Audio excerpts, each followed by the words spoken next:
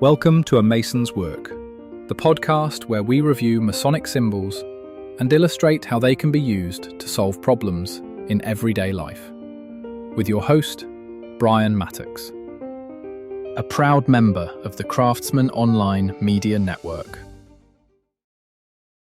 When we talk about the perspectives like we did in the last episode, one of the perspectives that's really the most useful in terms of processing either intense emotions or emotions you're not fully in touch with, or even in processing and developing compassion as for people that you kind of don't seem to gel with, is the second person perspective, the dialogue perspective. Now, there's lots of ways to leverage dialogue as a technique. But we're going to do this for this sort of purpose or demonstration, much like you would do playing a role-playing game or something like that, where you imagine you are the voice of whatever sort of disenfranchised thing that you don't like or don't want to believe in or have strong emotions to. So the way this works in easy steps is you're going to write yourself a letter. So think in your head right now of somebody you don't care for, maybe somebody you don't like very much, maybe a strong emotion that you're not familiar with or not sure how to process, maybe to a part of yourself that you may be out of touch with. And you're going to write a letter, a note, an email, whatever, a series of text messages, whatever will float your boat, to that person, feeling, or what have you.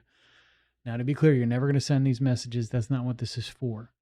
But you're going to write that note, and you're going to talk about all of the reasons why you're uncomfortable, or why you dislike this person, or why you dislike this part of you.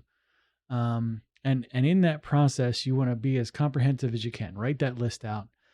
Give yourself 5 to 10 minutes to do it. That should be more than enough.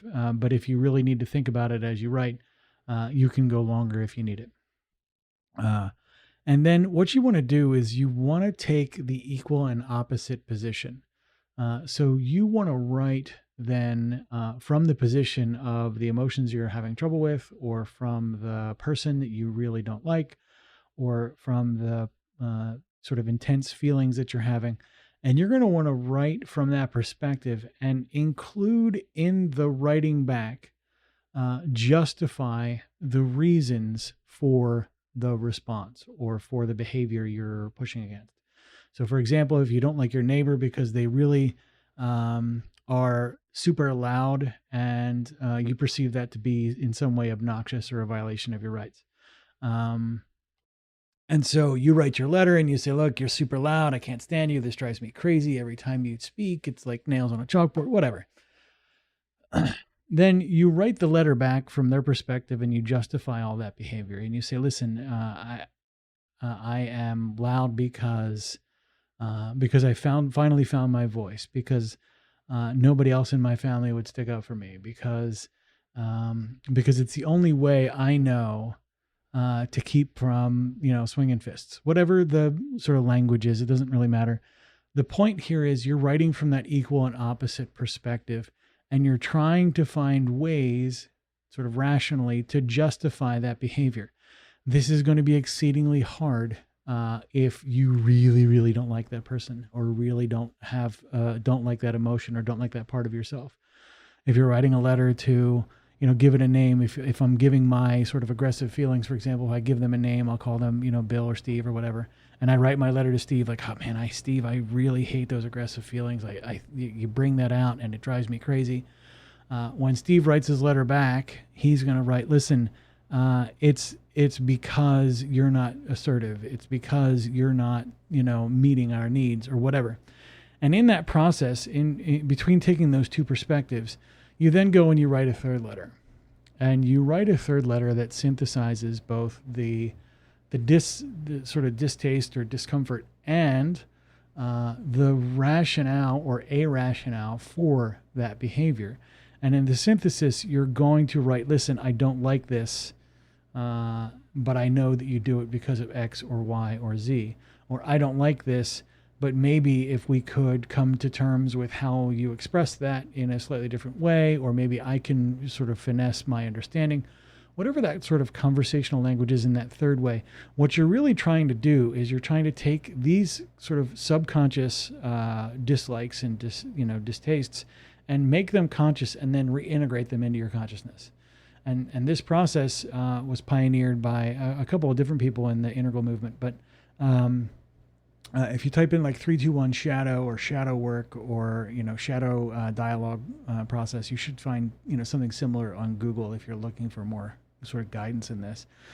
But that dialoguing perspective, essentially, which is a role play activity where you're projecting onto that other perspective, does help you kind of understand it further and take a different position.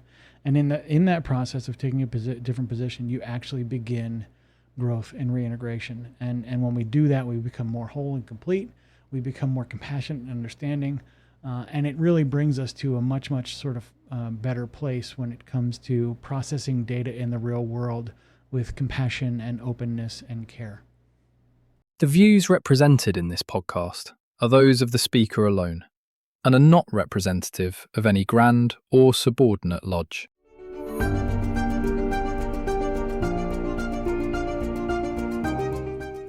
Hi, Brian here. I wanted to thank you so much for listening to this episode.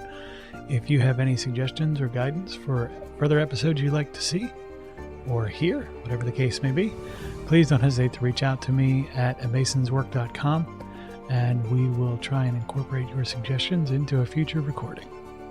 Thanks.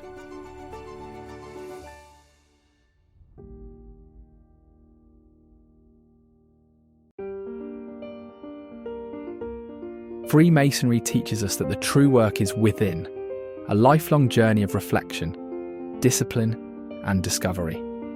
At A Mason's Work, we help Masons bring out their best selves through meaningful self-inquiry and symbolic practice.